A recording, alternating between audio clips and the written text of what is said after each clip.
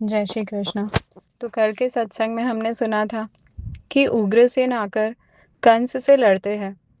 कंस उग्रसेन के सामने बगावत कर देते हैं और कंस ने पहले से ही अपने सब गुप्तचरों को आजू बाजू जमा दिया था। उसने बगावत की पहले से ही पूरी तैयारी कर रखी थी।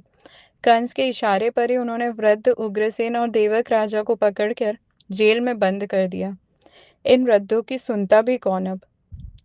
अभी तक पूरी दुनिया को डराने वाले यादवों का गणतंत्र कंस की साम्राज्यवादी छाया में बिल्कुल किसी काम का नहीं रहा। कंस के पीछे उसके ससुर जी का भी हाथ था। कंस के ससुर थे जरासंध।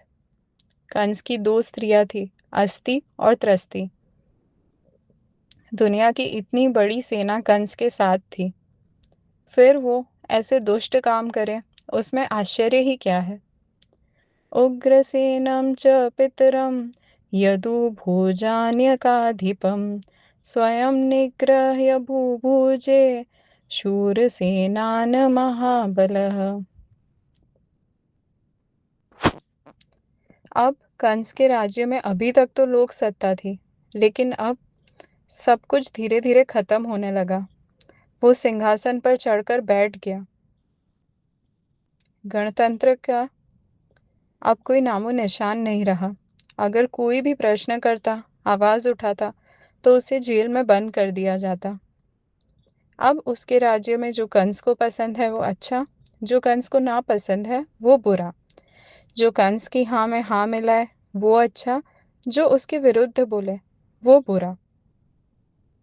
ऐसा होने से यादवों के सर पर भी दुखों का पहाड़ टूट पड़ा। पूरा यादव राज्य छिन्न भिन्न हो गया। श्री भागवत जी के प्रसिद्ध ग्रंथ में एक अध्याय नहीं है। ये अध्याय बहुत वर्षों पुरानी एक हस्तलिखित प्रति में मिलता है। उसमें कंस की उत्पत्ति का प्रकार बताने में आया है। जो पुत्र पिता के सामने नीच आचरण करता हो, वो उस पिता का अंश हो ही नहीं सकता। शास्त्रों में यह कहा गया है कि जो पुत्र पिता से द्वेष करे, वो किसी अन्य के वीर्य से जन्मा माना जाना चाहिए। कंस की माता छत पर घूम रही थी, तब एक गंधर्व वहां उग्रसेन राजा का रूप लेकर आता है। उनके द्वारा हुआ पुत्र ही कंस है। इससे कंस के शरीर में यादवों का खून पहले से ही नहीं था। उनके रगों में गंधर्वों का खून था। इससे उनकी दृष्टि में विशुद्ध सद्भाव था ही नहीं। परिणाम स्वरूप वो पूरे यादव कुल का लांछन बनकर प्रकट हुए। गीता जी में भगवान ने बीज शुद्धि से भी क्षेत्र शुद्धि का ज्यादा महत्व बताया है। जिस क्षेत्र में बीज बोया जाता है, उस क्षेत्र के ही संस्कार बीज में पल्लवित होते हैं।